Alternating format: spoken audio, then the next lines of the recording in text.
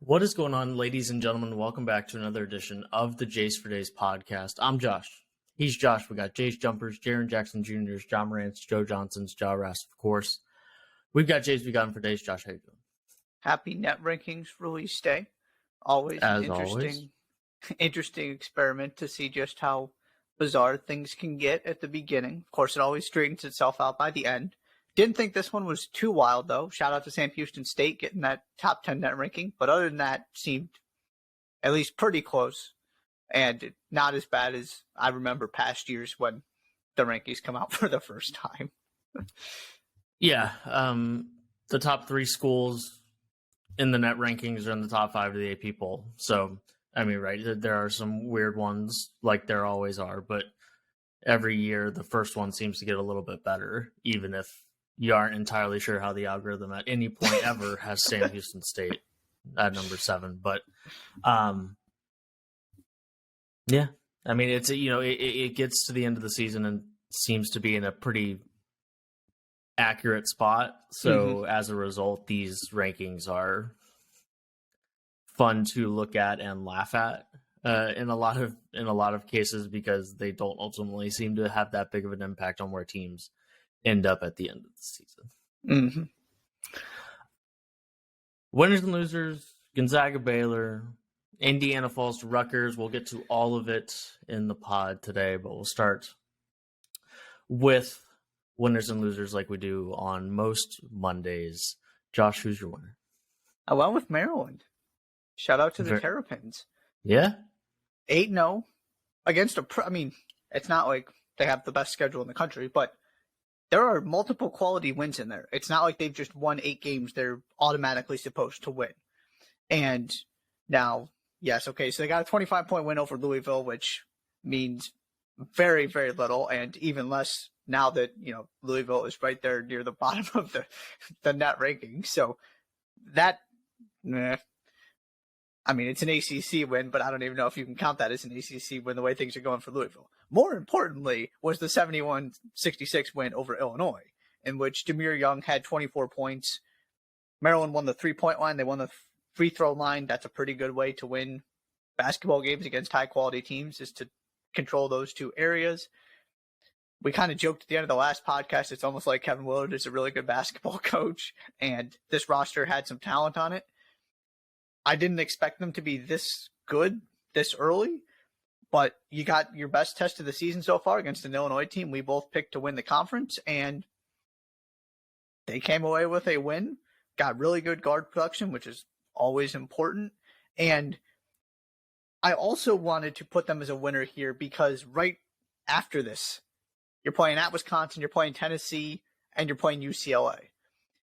So to have these kind of to get off to a good start in the Big Ten, to have these kind of wins already on your resume, and to go into this stretch of games without a loss gives you some breathing room where Maryland could lose all 3 of those games and still be in a pretty good position, right? If you're asking a Maryland fan, would you take 8-3 through these 11 games? I would argue the answer would be yes, and that's assuming they lose all 3 of them. They could very well win at least one of them, if not 2. So we're going to get to see just how good this Maryland team is with this stretch, but they've already put themselves in a really good position to be a factor in the Big Ten, to not just be playing to make the NCAA tournament, but to be playing for a good NCAA tournament seed that can set you up for getting to the second weekend potentially and things like that. They're just one of the biggest winners in the country so far, and they got their biggest win of the season this week, so I wanted to talk about them for a minute. It says something about where they are at this point that I would like. If I'm a Maryland fan and they lose the next 3 games, I'm disappointed. Sure. Because I think they're better than 2 of those teams. Yeah. Now they might lose to Wisconsin because it's on the road. Right. And winning in Madison is no easy feat no matter who you are. So they could go 1-2, right? I'd still probably pick Tennessee over them in terms of which team I like better. But with that being said, what the product they've put on the floor the first month of the season would suggest, at least from my point of view, that they're better than UCLA and they're better than Wisconsin. And that's a pretty good place to be, considering, right, who that stretch of games is against, one, and where and how quickly Kevin Willard seems to have a lot of momentum behind the program. Yeah. Sticking in the Big Ten for my winner. My winner is Nebraska. 3 wins in the last 8 days, headlined by number 7, a win over number 7 Creighton. Blue Jays lost 2 straight this week, one of them to Texas, but then they lost to Nebraska in Omaha. That's not exactly one you were expecting to happen.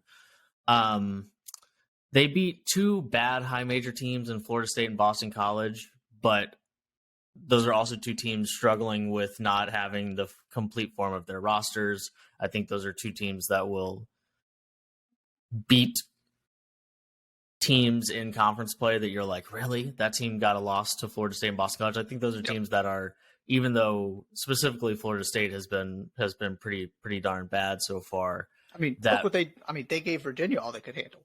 Right. And they were Purdue ended up beating them by 10, but Florida State was really in that game for a lot of the 40 minutes. So clearly, like always, there's talent there at Florida State with Leonard Hamilton's team. So those are 2 wins that I think maybe they don't end up being great wins, but they are. I think they'll end up being better wins than they are right now. Do you know how many high major teams Nebraska beat last year? Not in non-conference, all year. Total. I mean, I'm going to guess 3? It's 4. I was really hoping it was 3 because 3 would mean I could come in here and say that Nebraska has already equaled their total high major wins. Right. All 4 of them came on or after February 9th. That's right. Yep. They won 3 straight to end the season. Right. And then I think won a game in the Big Ten tournament, if I'm remembering correctly. I'm not sure I'm remembering correctly, but the point being is that they're already doing something that they didn't do last year, which is beat high major teams, right? They still have, it's not like Nebraska is now 8-1 and they are winning games at an alarmingly high rate. I mean, they hadn't won until last Sunday. They hadn't beaten a high major team yet. They had lost to St. John's, Oklahoma, and Memphis. None of them were particularly close. So I'm not right. Nebraska hasn't exactly like put together an NCAA tournament resume at this point, but they did win 3 straight. They did beat a Creighton team that can be the foundation of your non-conference resume. Right, there's still plenty of work to do when it comes to, and I misremembered, they lost to Northwestern by 2 in the Big Ten tournament last year. My brain was misremembering. But 3 wins in a row against high major teams, and I didn't look specifically, but that hasn't happened very many times in the last few years. Right, it happened last year, relatively inexplicably, but. Yeah, they're my winners. They're up to 78th at KenPom. The last time they were that high at KenPom was the end of the 2019 season. They lost to TCU in the NIT that year after beating Butler in the first round of that tournament. That was the last time they were that high at KenPom. They are 78th on December 5th. They started the season at 108. So that is a jump of 30 spots, 20 spots? Mm-hmm. Yeah, 30 spots? 108 to 78? 30. Yeah. Mm-hmm.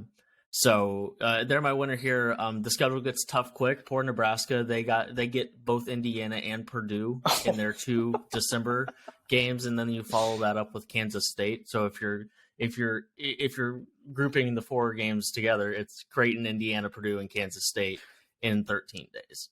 So it's not going to get any easier. But Fred Hoiberg's team is not a walk all over this year, I don't think. Yeah, I mean, you kind of made the point I was going to, which is I don't care who the high major wins are against. It's back-to-back-to-back high major wins for Nebraska. Yeah. Setting yourself up into Big Ten play here. Now, right, they have the unfortunate reality where it's not like they got some of those games that you think they might be able to win to sort of continue this, right? If you got a Minnesota or somebody, just picking an example, where you feel like you could win that game. So now all of a sudden you got that Big Ten win coming in too. that is not how the schedule aligned for Nebraska. But just from a confidence standpoint of maybe we actually can, play with the teams in the Big Ten, feeling like not coming in, feeling like you're already defeated, knowing you can beat really good teams if things go right. Yeah, absolutely. I mean, does it mean anything for for the NCAA tournament or NIT hopes? Maybe, maybe not. If Nebraska ends up being in that conversation, this week is going to be a big reason why. So absolutely one of the bigger winners. And I'll jump right into my loser because my loser is Creighton. The Blue Jays took 67 3-pointers in these two losses. Would you like to guess how many of them they made? 15. 14. Very close. Nobody in the starting lineup scored more than 10 points against Nebraska. The bench provided 0 points against Texas. And I wouldn't be worried if it was just the Texas game. We didn't really get a chance to talk about this one because it happened after our second pod last week. They were good. They were right in the game. It's not a game I expected them to win. I had no concerns whatsoever after the Texas game. Mm-hmm. But you pair that with, and I mean, Baylor Shireman just could not get a 3 to go to save his life until the very end of the game. I think they were at one point 1 for 22 from 3 or something. Jeez. It was rough. And then he hit a couple to keep him in the game at the end. But I thought, okay, terrible shooting night. You're still competitive against Texas. I almost come away feeling more confident about you. But then you got this Nebraska situation. And you just can't be that bad shooting threes, take that many of them, and be that inconsistent coming off the bench. I mean, I don't really have deeper analysis here other than all of those things can't happen. And you gave up 72 points to Texas and 63 to Nebraska. Not bad defensive performances, but when you're scoring, between 55 and 65 points a game, you got to be better than that defensively. Or you're you got to be better offensively. Well, right. Holding Texas to 70 points is a completely admirable defensive performance. Sure. My point is, if this is going to be your reality offensive, right, something has to either you've got to solve your problems offensively and start hitting threes, or not take a bazillion of them, or you got to find a way to become not just a great defensive team, but one of the 5 best defensive teams in the country for Creighton to realize their potential this season and still get where I think they can. That was right. The bigger issue is definitely the offense right now. So you got to figure something out. I'm just really, they're my loser because I'm becoming worried the offense can't be fixed. I'm not to the point where I'm convinced of that yet, but I was really confident it could be, and I'm not so sure at this point. But at the same time, they had scored at least 72 points in every single game up until this point. They beat Arkansas in a game in which Arkansas scored 87. So it might just be at some point, let's get both things on the same page at the same time. Right.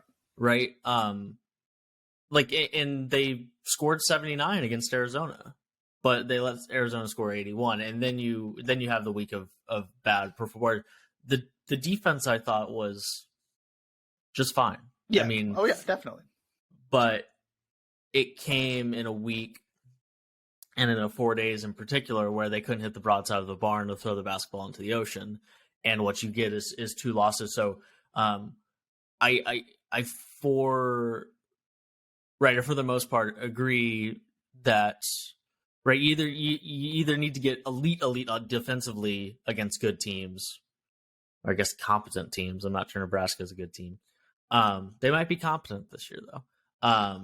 Either get elite defensively to like a Virginia holding teams to 49 points perspective, or you got to find a way to score the basketball better. They don't turn anybody over. They also don't turn it over a ton, but they don't get a ton of easy looks because they don't turn over teams a lot. Their steal percentage is outside the top 200, but their non-steal turnovers are 357th, they're 338th in general turnover percentage. So when the offense is struggling, it's not like you're creating any more good looks for your offense through turnovers, even if the defense is fine from an effective field goal percentage perspective, even though those two things aren't spectacular either.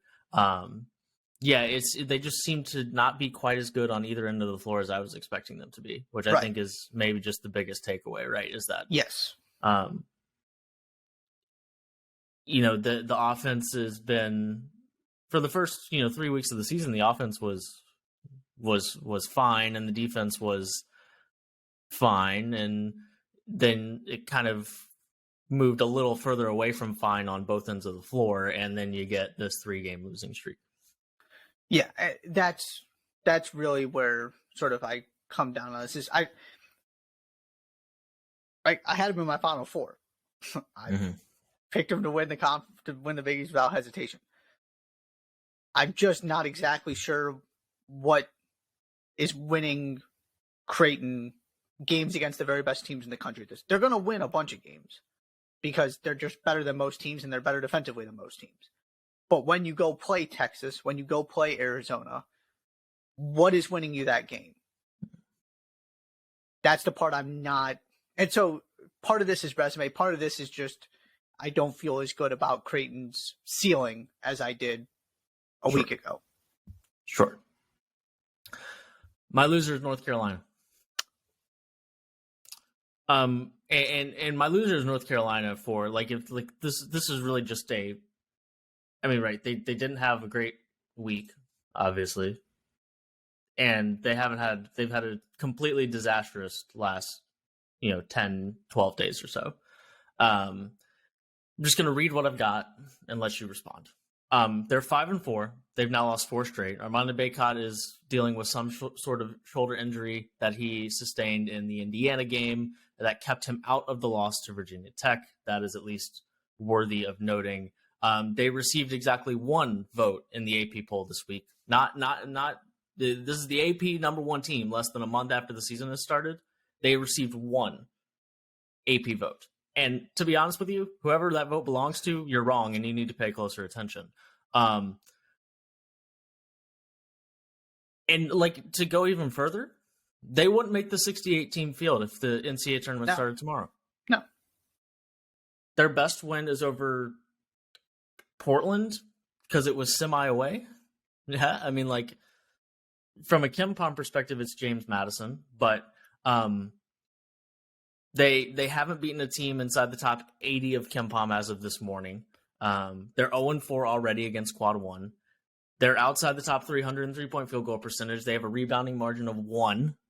This is a program that for the last 10 years, it's that's one of the best rebounding teams in the country. They're not a great rebounding team. They're not a great shooting team. They don't have any. They don't have anybody I feel like I can lean on late in games. They have the Auburn syndrome where their guards think they're the best players on the floor, and they're just not, or at least not consistently enough to take as many shots as they do. It is a catastrophe in Chapel Hill right now. It's really, really bizarre what we're kind of seeing happening in front of us. But they're my loser for this week and for all Kingdom Come. Amen. If they could start hitting some threes, that would really help in terms of just getting some space, because it's playing into all of their weaknesses, right? That guys are getting tempted to take threes they probably shouldn't when they're not going in. It's closing those driving lanes that made them so dangerous to deal with last season. And right, you don't have, Baycot's been banged up, and of course, right, he didn't play against Virginia Tech, so you lost that part of your offense that, he was a preseason first-team All-American. You were kind of expecting him to be an important piece. The one positive I will say, because, the numbers speak for themselves. The record speaks for itself. Everything you said speaks for itself. Pete Nance, Caleb Love, and RJ Davis were all efficient against Virginia Tech. So that's at least something. Now, they didn't score enough points between them, and they didn't get enough help because this team doesn't have much depth, and you take out Armando Bacot, it has even less depth. So you need them to all be special if you're going to win games like that without Bacot on the floor. Or you got to find a way to improve your depth, which it seems like Hubert Davis is kind of trying to do, and maybe by the end of the season, it is more like 7 or 8 guys you can rely on. But and I think the most concerning part is I don't think either of us were surprised they lost that game. Neither of us were surprised they lost to IU. Mm-hmm. They're just not good right now. And we don't need to, we went deep into some of these problems after the IU game. We don't need to rehash all of them. It's the same story. I do think eventually it might get fixed, but we're to the same point we were last year, where they have to win games to get into the tournament. That's the reality of the situation. I feel worse about this UNC team right now than I did about last year's UNC team at any point last season. Way worse.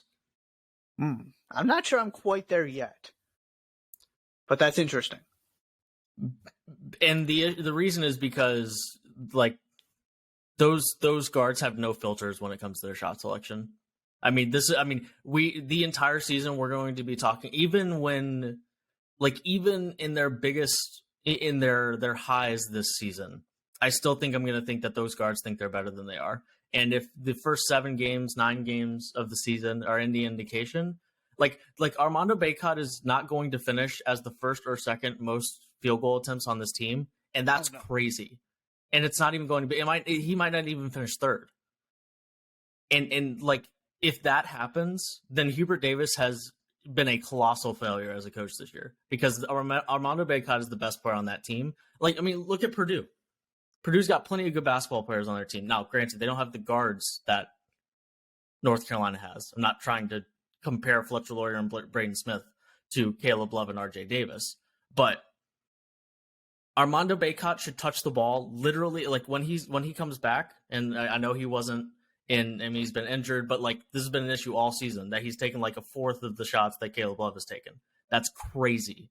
He should touch the ball every single possession, and he should be the focal point of everything because it opens everything else up. And he's just not. And that's like, it wasn't Caleb Love, who was a preseason first team All-American. It wasn't RJ Davis. It wasn't Pete Nance. It was Armando Bacot. And they operate as if he's maybe the third most important player on this team.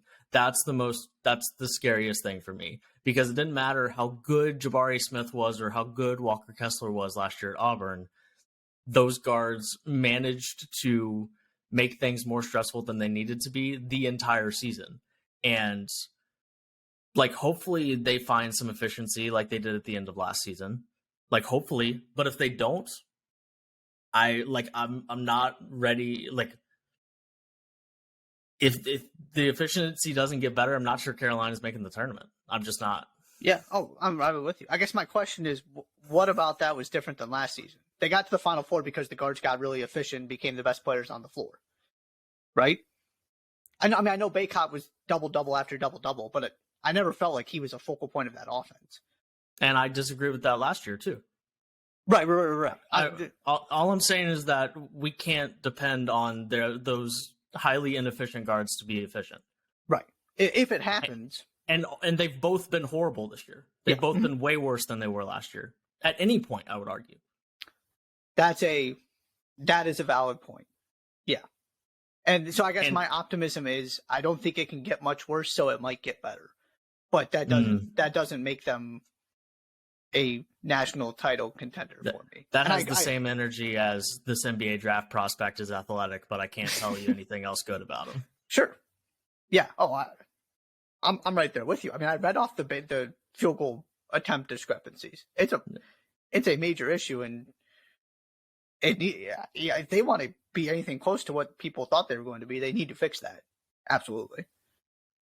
Anywho, I want to say I'm stunned. I'm not, though. Yeah, no. I guess I just have the exact same. To me, it's just all the same story. They can beat anybody if the guards are really efficient. Do you trust the guards to be really efficient? No, not really. Do they utilize Bacot the way they should? No. So when it goes bad, it goes really bad. That was my point. Gonzaga and Baylor played on Friday night, and Strange. that was not two good basketball teams that played on Friday night. I mean, they're relatively speaking good, but neither of them are anywhere close to elite. Neither of them. We're less than a month into the season, first of all, and Gonzaga and UNC have lost a combined 7 times. How wild is that?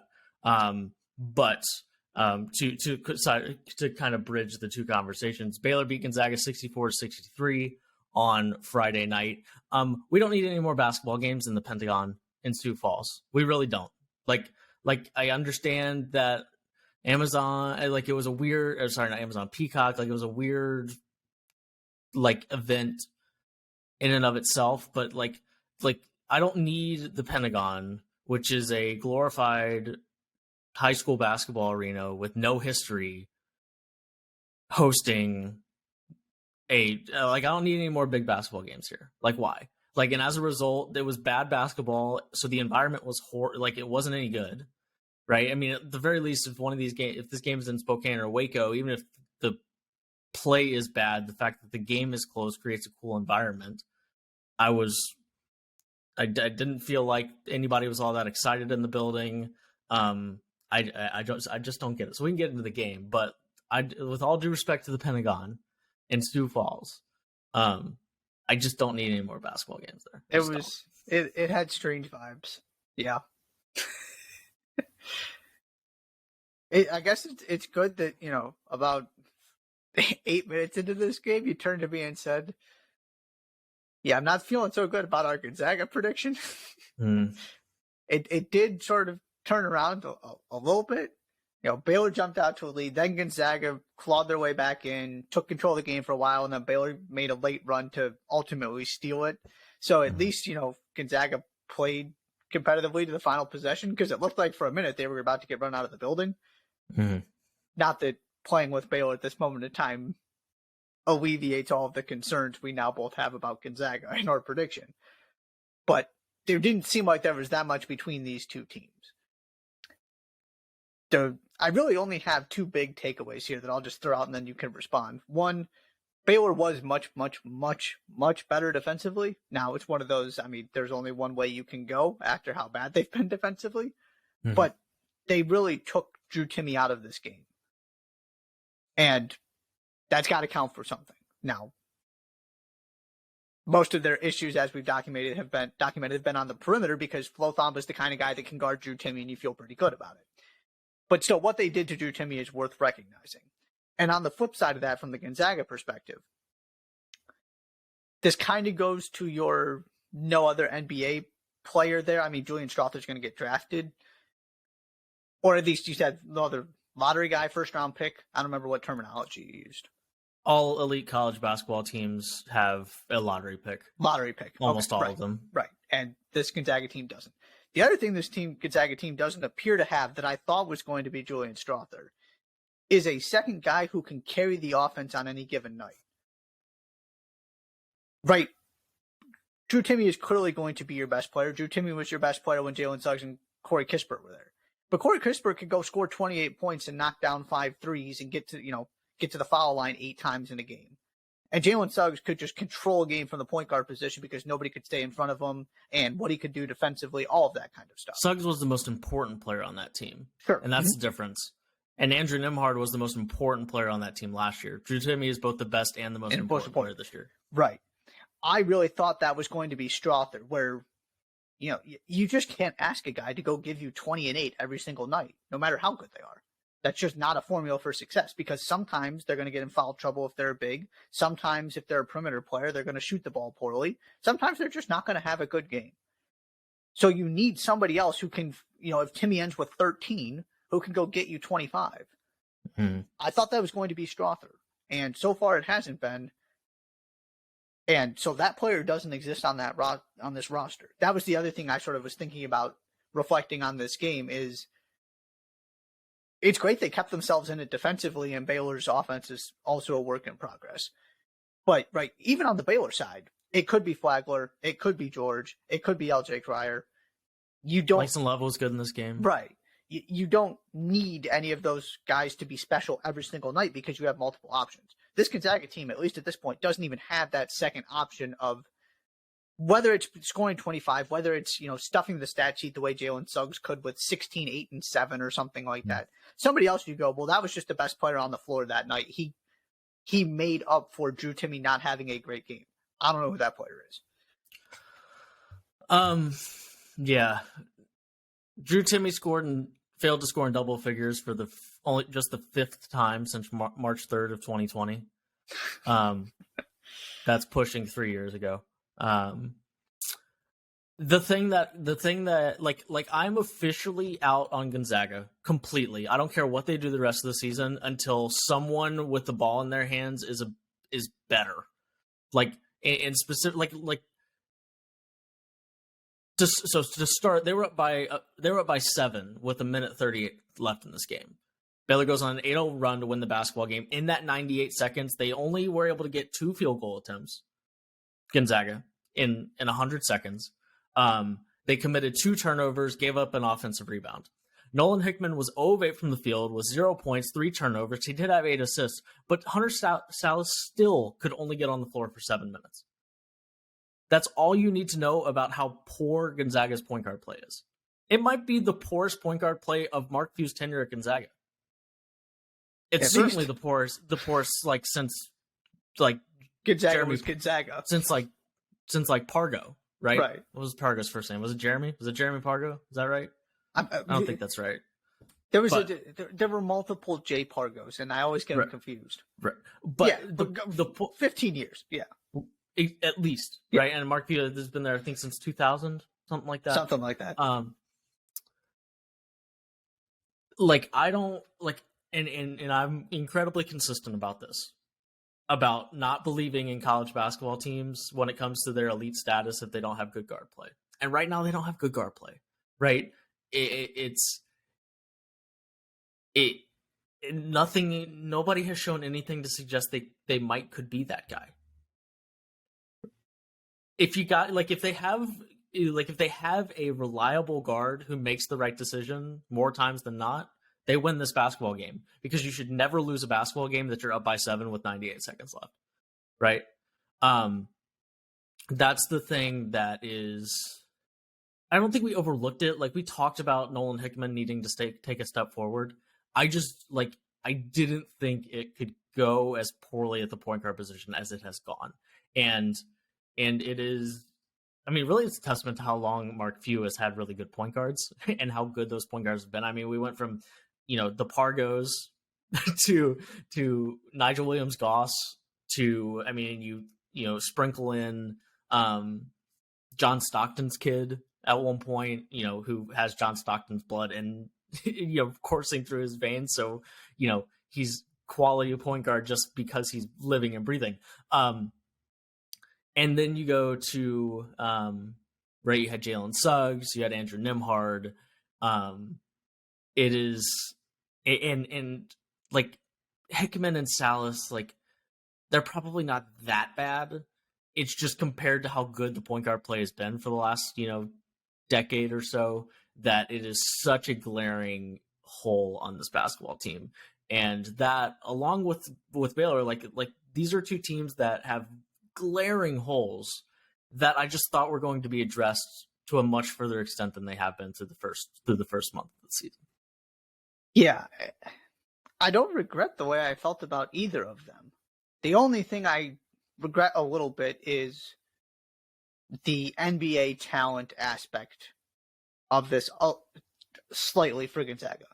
But I also thought Julian Strawther was going to be that guy who was going to get picked 13th overall because he has a really good season and Gonzaga makes the Final Four, and everybody goes, oh yeah, 3-and-D wing. Sure. It's just that right, like you said, the players I expected to fill these gaps, it's not that we were unaware of the gaps. And, I mean, I did say my one concern about Baylor was the lack of defensive flexibility without a versatile big to guard 1 through 4, 1 through 5, and cause teams problems that way. Mm. But it's gone much deeper than that. I don't feel great about either of these teams at this point. I also just don't regret how I felt about them. It just hasn't gone the way that either of us thought it would. Sure.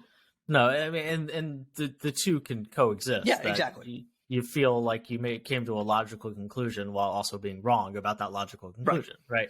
I hesitate. Baylor's defense was better. I will hesitate just because I just don't feel like Gonzaga's perimeter is putting that much pressure on anybody's defense right now. And to your point, right? I mean, Drew Timme, the glaring thing about Drew Timme, and it has been since they lost, right? It became very clear in that national championship game, and it's kind of the thing he's trying to get out from under as an NBA prospect is when there's a guy who's physically more imposing than him and a team that's more physically gifted and athletic than him, that he tends to struggle, right? He just kind of looked out of sorts in that national championship game the whole time, right? And if anything else, if nothing else, Flo Thamba is more athletic and just as big as Drew Timme. Mm-hmm. And most of the time he's skilled enough and athletic enough, right? Relatively speaking, he's not the most athletic guy, but clearly he's a gifted athlete. But when you get a guy that can really give him trouble physically, he tends to struggle. And Flo Thamba, not exactly surprised that Flo Thamba was able to be physically imposing against him, because that's just kind of what Flo does. Mm-hmm. What has your ceiling changed for either of these two teams? I mean, maybe that's not the. I mean, I feel like that's too easy of a question. And maybe not. Maybe not. I mean, have you completely sold on either of these teams getting to the ceiling that you thought they were going to be at before the season started? Sold as in there's no chance it happens. Sold as in even if Gonzaga gets to the best version of themselves this year, they're not a Final Four team.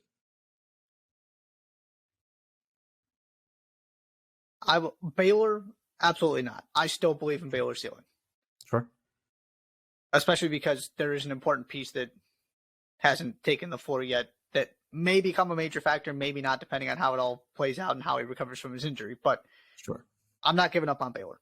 I have too much faith in Scott Drew. This is just the first time they haven't looked like the best team in the country coming out of the gates. Gonzaga, here's what I'll say. I don't see a world in which I can walk into the NCAA tournament believing Gonzaga is one of the four best teams in the country. Am I giving up on the possibility that Gonzaga finds a way to get to the Final Four? No, not yet. Sure. Those are guards that haven't played very much, that are playing some of the best teams in the country every single game. I think that is something to think about, right? It's not like they're getting a nice little learning curve here. They're getting thrown off the deep end every single game. Eventually that's going to change, and they're going to get to play some games where they can just have a better feel for things because they're not going up against the very best players in the country.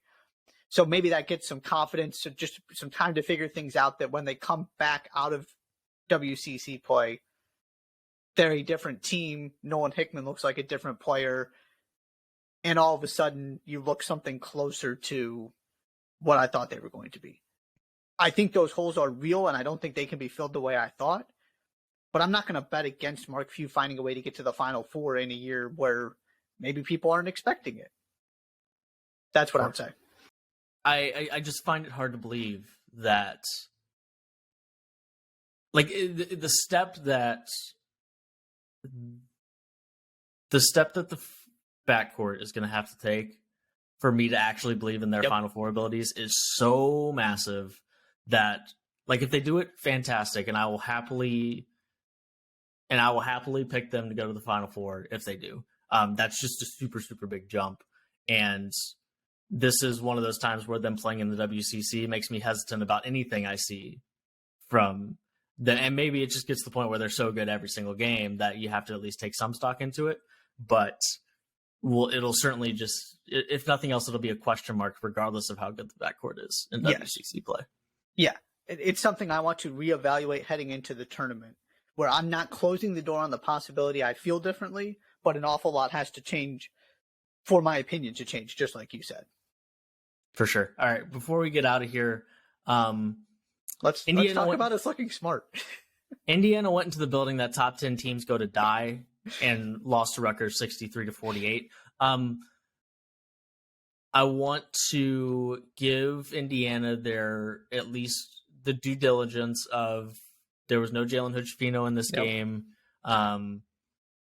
Trace Jackson-Davis has clearly been struggling with something. He said he got a shot before the UNC game to deal with some pain. So I don't think Trace Jackson Davis is 100%. But with that, and the rack has not been kind to Indiana, regardless of if they're good or not. So all of those things aside, Josh, the UNC win keeps getting less impressive. And over the last 2 games specifically, we're seeing some of the things we talked about in preseason. And to toot our own horns, we came in here after the UNC game and didn't overreact to what we saw and put it in context of where they played the game and who UNC is as a team right now. And them going to Rutgers and only scoring 48 in a game that Miller Kopp had 21 and was 8 of 12 from the field. I feel like I can put a notch in my column, in our column, when it comes to evaluating basketball teams. Because that one, that's there's going to the rack and losing, and then there's going to the rack and losing 63-48. When you get an offensive performance from somebody you might not get for the rest of the season. Like Miller Kopp is a pretty consistent, like 9 to 13 points a game. Very rarely is he going to go off for 21 for you. And it still didn't matter from a scoring 50 points perspective. Yep. I mean, you got basically nothing from anybody else outside of Jackson Davis and Miller Kopp. Miller Kopp made 5 of the team's 6 threes. I will continue to harp on that point. 9 of 38 in their last 2 games. Yeah, didn't change against North Carolina. I specifically brought that up, and it was even worse in this game. Miller Kopp is a good 3-point shooter. He's going to have, you don't necessarily expect it to be 5 3-pointers and 20-plus points. He's going to make some threes because he's a good 3-point shooter. Mm-hmm. But outside of that, it's the same problem. And one floor spacer is not going to solve the issues you have when your best player is Trace Jackson Davis. Mm. And, it's the guards were good against a UNC team that has plenty of defensive issues and whose guards are not good right now and aren't particularly good defensively. Mm. I just didn't see a lot in that game that made me change my thoughts on IU. Of course they're a really good team. That doesn't mean you're the best team in the Big Ten, by the way, that's looking better and better and better every single day. Mm. And even if you are the best team in the Big Ten, you're still going to have games like this because of your offense, especially if Trace Jackson Davis isn't 100%. And so I'm not going to overreact to this one either because I expected there to be games like this. Mm-hmm. It doesn't mean I think IU is all of a sudden bad. They're pretty much what I thought they would be. Maybe they end up a little better. Maybe they end up a little worse. Purdue's the best team in that conference, though. And to me, it's just not that close. And maybe I regret saying that at some point, but I don't think I will. And if nothing else, right, that's where you started. And so you at the very least been consistent, have been jump roping with the Indiana's elite jump rope. No Jalen Hood-Schifino. And after how good the guards were as a collective against UNC, they were equally as bad against Rutgers. Trey Galloway and Xavier Johnson were in the starting lineup together. 2 of 13 for 8 points, 6 turnovers. On the bench, Tamar Bates and CJ Gunn were 1 of 8 with 2 total points. So that's 4 guards that were combined 3 of 21 from the field. It's going to be really hard to win basketball games like that, especially when and Trace Jackson Davis. I am a Trace Jackson Davis truther. I am a really big fan of Trace Jackson Davis, but Trace Jackson Davis is much more effective when the perimeter players around him are much higher, are playing at a very high level. And in a related issue, he had 21 and 10 against UNC when those guards played really well. Mm-hmm. And that will be the double-edged sword of Indiana's team all season. And it's not like the guards can be like bad, but you gotta 2 guys coming off the bench and a guy in the starting lineup who you can depend on to shoot 40% from the 3-point line. That's just not really the reality of the situation. So there are going to be some nights where Indiana looks absolutely atrocious because all 3 of those things happen at the same time. They don't shoot well, the guards don't play well, and Trace Jackson Davis is, 5 of 11 from the field instead of 7 of 9, right? And all of those things in one way or another are connected. And sometimes they're all gonna happen at the same time, and they'll beat Illinois by 16. Like that will happen, or at least a team in the category of Illinois.